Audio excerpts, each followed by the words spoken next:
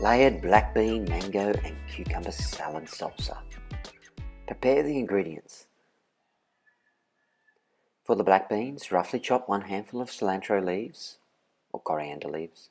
Finely dice 2 large tomatoes and place them into a saucepan.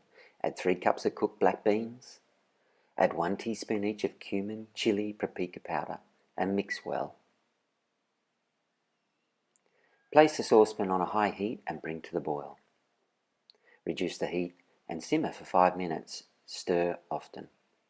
Add salt and pepper to taste.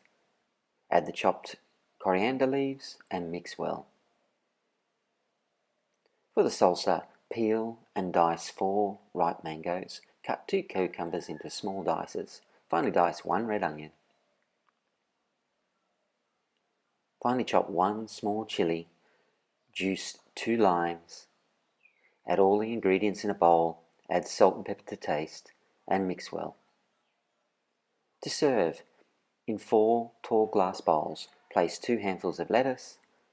Add a layer of mixed beans. Add a layer of the salsa. Then serve.